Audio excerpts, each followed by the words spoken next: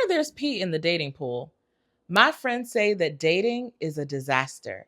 You pray, you swipe, you wait, and then you overanalyze and still end up in situationships with mixed signals or drained from a relationship that you thought was from God, and everything is just so complicated. And if God has a plan, why does his timing feel off? Well, today I'm unpacking why your dating relationship may feel like a mess and what God timing actually mean for you. And before we even get that deep, let's clear up one lie that a lot of us believe. There just aren't enough men. But that's just not true. Across generations, the ratio of men to women is almost even. Statistically, the options are there. So maybe the issue isn't the number of people, it's that we don't trust the process. And let's be real, deep down, we're afraid. We think that if we wait on God, we'll be forgotten, or that he's going to skip us, or even worse, that his answer is no. We say that we trust his plan, but do we really? We out here scrambling and scraping, trying to get whatever looks right for us. Remember our girl Sarah? She had a promise from God for a son, but she couldn't wait. She made her own plan and ended up in a little situation that she couldn't even control. Hagar became another wife, he had another son, and the consequences were too deep. Hagar and her son almost died in the desert, and Sarah was still miserable. So, Proverbs 3 5 through 6 says, "Trust in the Lord with all your heart and lean not on your own understanding." And that's exactly what so many of us do. We lean on logic, we force it, or we move on our timing and then hope God will bless it. I remember a guy that I used to work with, and I was really into him. He was smart, funny, he was fit, he was great with kids. He even had like a little nerdy charm to him. And everyone around us was like, oh my gosh, y'all are so perfect. But the problem was, he wasn't a believer. And since God was missing from the picture, clearly he was not from God. But I told myself, maybe I could save him. Maybe it's not that deep. But that wasn't the Holy Spirit. That was my heart trying to justify what I wanted. And if I would have forced it, I would have ended up in a hot mess, one that looked good but wasn't from him.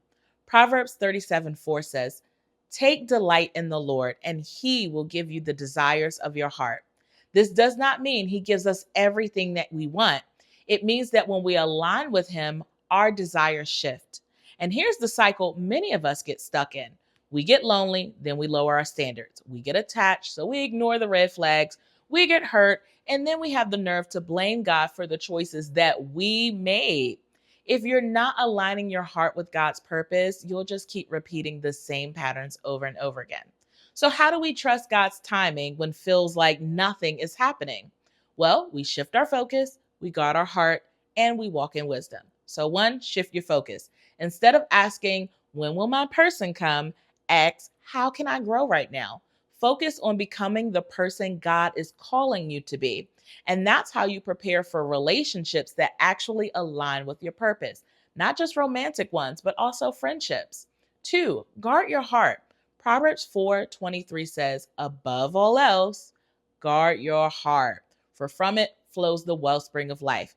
And that's just not about avoiding the wrong relationships, it's about protecting your spirit from content, conversations, and connections that pull you away from God. You can't expect peace while entertaining chaos. So set boundaries, be mindful, and build your life around truth, not just feelings. Three, walk in wisdom. Before you respond to that text or go on that date, ask God, is this for me? Is this wise? James 1:5 says, if you lack wisdom, ask God, and he gives it to you generously. So let his wisdom guide you, not your gut, because wisdom will show you what looks good but isn't necessarily for you. And listen, I know that waiting is hard, but it is not a punishment, it's preparation. Isaiah 60:22 says, at the right time, I, the Lord, will make it happen. That means your love story is not delayed, it's on schedule. Now, I want to ask you something even a little deeper. What if your love story doesn't look like what you expected it to? What if you never get married? Or what if you do get married and it still doesn't quite fill the void you thought it would? It's okay to desire marriage, but your worth is not tied to your relationship status. Some of the loneliest people I know are married, and some of the most fulfilled people I know are single. So Philippians 4:11 says, "I have learned to be content in whatever the circumstances are." So whether you're married or single, joy comes from knowing God, not just checking off relationship status. So, whatever your season, we need to learn to trust God. Don't just wait for God to bring you the right person. Ask Him to make you the right person in the process.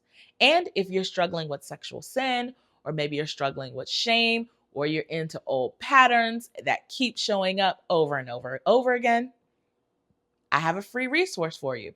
It is called Pure Intimacy: Choosing God Over Sexual Sin.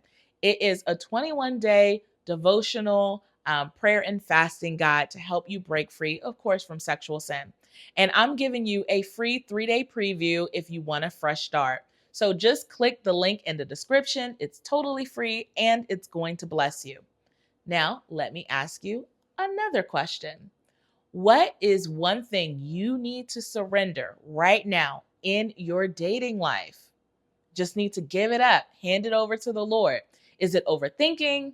Is it settling? Is it trying to control the timeline? Whatever it is, drop it in the comments. I would love to pray alongside of you. And then we're going to trust God with the outcome because He is a better matchmaker than you or I will ever be.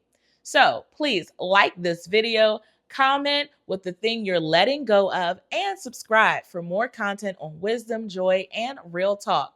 Until next time, bye. Love you guys.